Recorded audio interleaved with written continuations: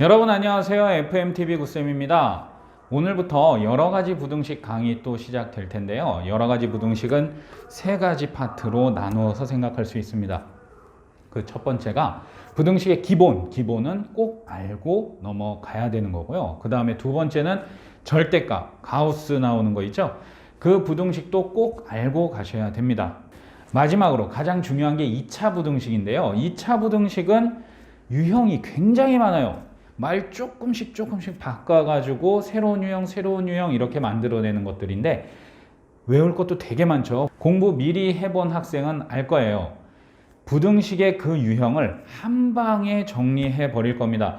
그 내용 하나만 딱 알고 있어도 판단하는 방법 이해하신 다음에 바로 여러 가지 유형들 한 번에 다 풀 수 있도록 만들어 드릴 거니까 강의 끝까지 시청 부탁드립니다. 물론 그 강의가 이번 강의에 끝나는 건 아니에요. 부등식 전체를 몇 개 강의 정도가 찍힐지 모르겠는데 한 8개에서 9개 정도로 나눠서 올릴 거거든요. 그러니까 끝까지 시청 부탁드립니다. 시작하겠습니다. 자, 처음에 부등식의 기본을 아셔야 되는데 그 부등식의 기본은 사실 중학교 때부터 공부를 했던 거라 웬만한 학생들은 다 알고 있을 거예요. 근데 많이들 잊어먹으셨죠? 많이들 잊고 그냥 지나가시더라고요. 그렇기 때문에 다시 한번 복습한다 생각하고 그냥 천천히 따져보고 넘어가겠습니다. 당연한 이야기들을 써놓은 거죠. 여러분들이 알고 계시다면 당연히 당연한 이야기가 되는 거고 몰랐던 학생들은 꼭 기억해야 되는 내용입니다. 한번 보겠습니다. 1번 A가 B보다 크고 B가 C보다 크면 A는 C보다 크다. 당연한 얘기죠.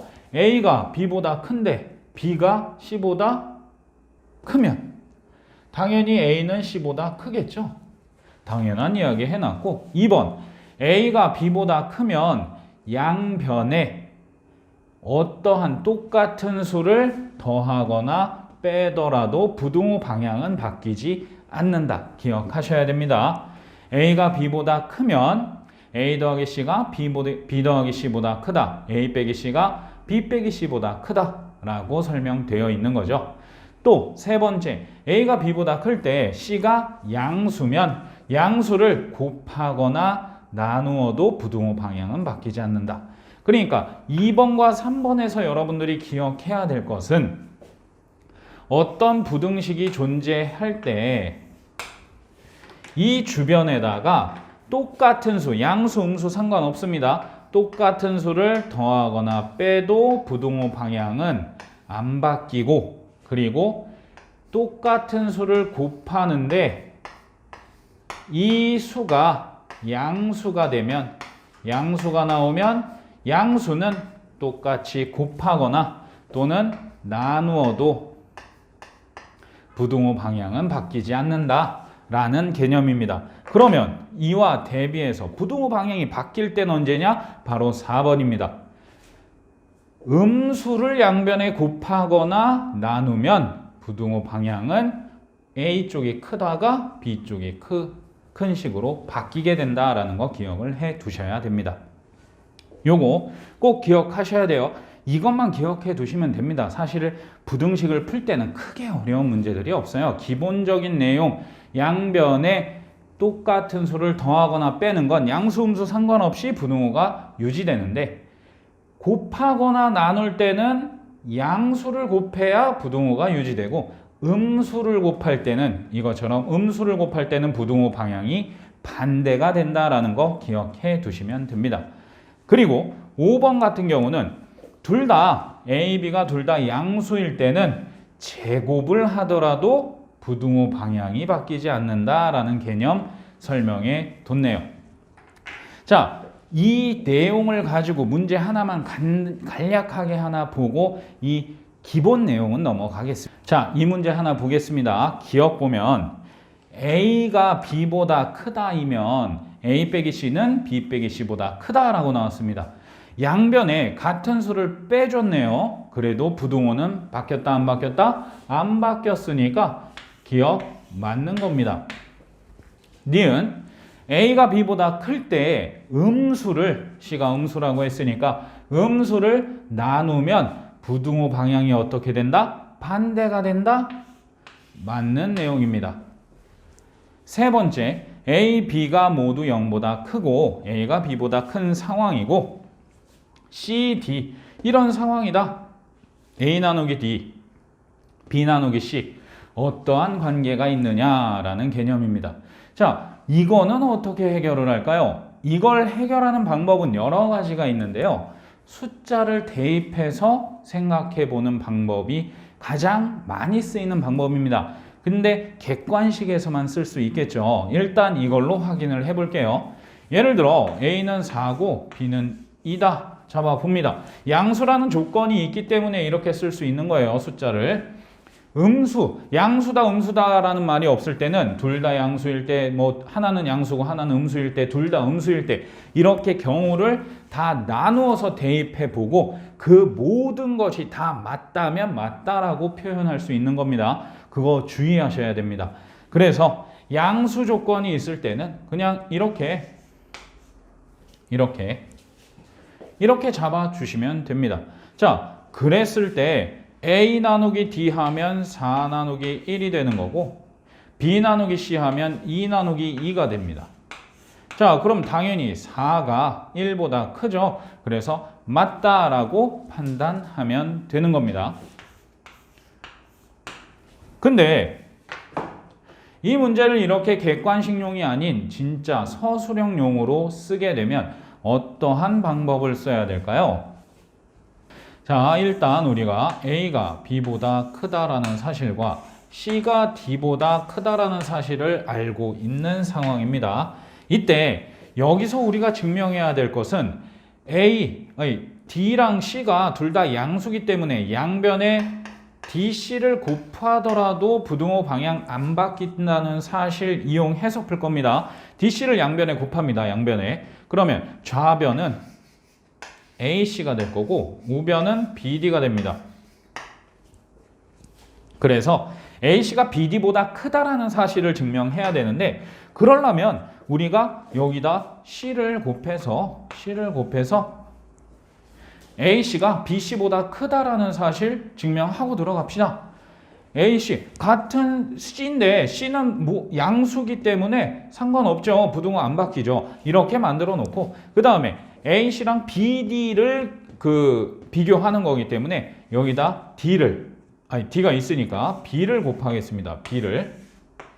B를 곱해도 부등호 방향은 바뀝니까? 안 바뀝니까? 안 바뀝니다. 왜? B도 양수기 때문이죠. 자, 이렇게 나왔을 때 우리가 기본 성질에서 배웠듯이 AC보다 BC가 큰데 그 BC가 BD보다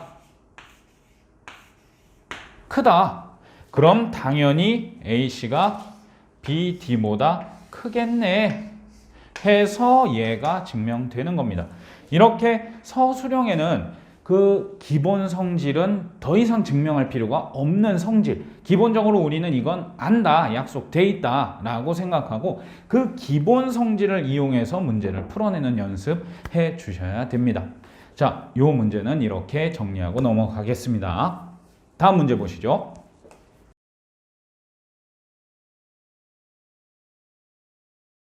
자, 다음 문제 보겠습니다.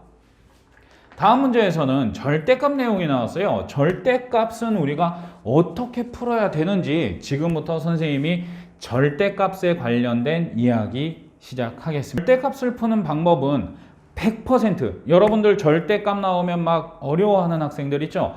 절대값은 절대 어려운 게 아닙니다. 이 기본 하나만 알고 있으면 100% 다 풀 수 있습니다. 다만 오래 걸리니까 그 절대값을 빨리 풀기 위한 암기가 조금 필요한 것뿐이죠. 그렇기 때문에 이 암기가 난 안 된다 하는 학생들은 절대값의 기본 원리만 알고 계시면 100% 다 풀립니다. 이 세상의 모든 절대값은 이거 하나면 다 풀리는 거예요. 그러니까 이걸 기억하셔야 됩니다. 자, 첫 번째, 이 문제를 예를 들기 전에 절대값의 기본 개념 한번 보겠습니다. 자, 절대값 A라는 것은 이 A가 양수든 음수든 상관없이 양수로 내보내줘라는 개념이 되는 겁니다.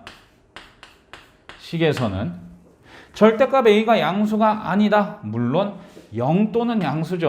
0이라는 것도 나올 수는 있으니까 절대값은 항상 0이거나 양수가 나와야 된다라는 그 개념을 이용해서 우리가 문제집에서 이런 거 많이 봤죠. 절대값 a는 두 가지로 나뉜다.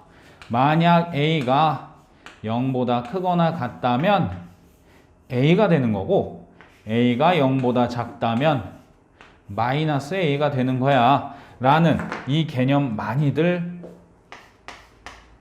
책에서 보셨을 거예요. 자, 이걸 어떻게 응용하느냐가 더 중요한 거죠. 이 개념 예를 들어 볼게요. a가 만약 2야. 그럼 2의 절대값은 그냥 이 안에 있는 거. 얘가 양수기 때문에 그냥 나와도 돼 라는 뜻입니다. 근데 만약 a가 음수야. 마이너스 2야. 그러면 나 양수로 나와야 되는데 그렇기 때문에 이 수가 음수면 마이너스를 붙여서 양수로 바꿔줄게 라는 개념이 절대값이죠. 자, 그렇기 때문에 여러분들은 이것만 기억하시면 됩니다. 절대값이 나왔다. 그럼 얘가 양수냐 음수냐를 판단해서 양수면 그냥 뽑아내고 음수면 마이너스를 붙여서 뽑아낸다 라는 것만 기억하고 있으면 됩니다. 자, 근데 얘가 양수인지 음수인지 모르면 어떻게 하냐? 수학에서 미지수가 나오고 그 조건에 따라서 결과가 달라진다면 무조건 경우를 나누어서 조건에 맞는 경우를 나누어서 풀어야 되는 겁니다. 많은 학생들이 그걸 힘들어해서 수학을 많이 어려워하더라고요. 그러니까 다시 한번 기억하세요. 만약 수학에서 미지수가 나왔는데 이 미지수의 조건에 따라서 결과가 달라진다. 대표가 이제 이런 절대값이 있죠. 이런 절대값 문제처럼 조건에 따라서 그 미지수의 조건에 따라서 결론이 달라지는 거면 경우를 1번 양수일 때, 2번 음수일 때 이런 식으로 나누어서 풀어야 된다는 거 기억하면 되는 겁니다. 그래서 일단 요 개념 가지고 이 문제 한번 풀어보겠습니다. 그 다음에 공식으로 빨리 푸는 방법 이해시켜 드리겠습니다. 자, 보겠습니다. 2x 빼기 1의 절대값이 3보다 크다를 푸세요. 자, 절대값이 보이면 무조건 어떻게 한다? 얘가 양수인지 음수인지 0인지를 판단해야 된다. 근데 0은 뭐 크게 상관이 없어서 이쪽이나 이쪽에 그냥 끼워 넣어서 같이 푸는 게 요즘 추세죠. 자, 2x 빼기 1이 양수인지 음수인지 0인지 알 수 있습니까? 없죠. x의 값에 따라서 달라지기 때문에 얘는 양수다 음수다 0이다를 판단할 수가 없습니다. 판단할 수 없다면 어떻게 해야 된다? 내가 조건을 만들어서 그럼 얘가 양수일 때 0일 때는 보통 여기다 붙입니다. 0일 때 저렇게 조건을 나눠. 저 조건일 때랑 그럼 얘가 음수일 때 이렇게 나눠서 풀지 뭐 라고 되는 겁니다. 자, 이렇게 조건을 나눴다. 조건에 따라서 경우를 나눴다. 그러면 이제 이 상태에서 풀면 되는 겁니다. 2x 빼기 1이 만약에 양수다. 그럼 얘 어떻게 나옵니까? 절대값 뽑고 양수면 그냥 나온다고 했죠. 2는 그냥 나오니까. 그래서 쟤는 절대값을 없애고 2x 빼기 1로 그냥 나온다. 그럼 난 이걸 풀어야 되는구나 생각하면 되는 거고. 그 다음에 2x 빼기 1이 음수다. 음수면 얘는 어떻게 나옵니까? 마이너스를 붙여서 양수로 맞춰서 나오는 거다. 양수로 바꿔서 나온다. 그러니까 쟤한테 마이너스를 붙여서 이렇게 나오겠네요. 이걸 푸는 겁니다. 자, 이때 주의해야 될 게 있는데 그 주의사항은 뭐냐면 이러한 조건이 만족될 때 이러한 조건일 때의 결과가 이게 나온 거니까 이 조건 범위 내에서 이런 결과를 갖는다. 그 둘의 공통 범위를 찾아줘야 되는 겁니다. 공통 범위를 찾아주어야 된다. 왜? 이게 아니면 예를 들어 얘가 풀면 2분의 1보다 클 때라고 바뀌는데, 자, 2분의 1 이상일 때 나는 이게 되는 거야. 2분의 1보다 작으면 안 돼. 이게 안 돼. 그러니까 2분의 1보다 크면서 크거나 같으면서 이것까지 만족하는 공통범위를 찾아야 된다 이겁니다. 자, 그러면 얘 풀어보면 1을 양변에 더해서 4 만들고 2로 나누면 이런 게 나오겠네요. 그래서 이 둘의 공통범위를 찾아줘야 되는 겁니다. 공통범위 찾아보면 2분의 1보다 크거나 같아야 되는데 2보다도 커야 돼. 그럼 두 줄 쳐져 있는 부분이 공통범위겠죠? 그래서 그 결과는 x는 2보다 크다가 나오겠네 라고 쓸 수 있는 겁니다. 그 다음에 아래 것도 풀어보죠. 아래 거는 x가 2분의 1보다 작어. 그때 2x 넘길게요. 2x가 마이너스 2. 그럼 양변을 2로 나누니까 1보다 작아진다. 이것도 이제 공통범위 한번 구해보면, 자, 2분의 1보다 작아야 되는데 마이너스 1보다도 작아야 돼. 그럼 공통범위는 마이너스 1보다 작다가 되겠네요. 그래서 마이너스 1보다 작다라는 해와 뭐보다 크다?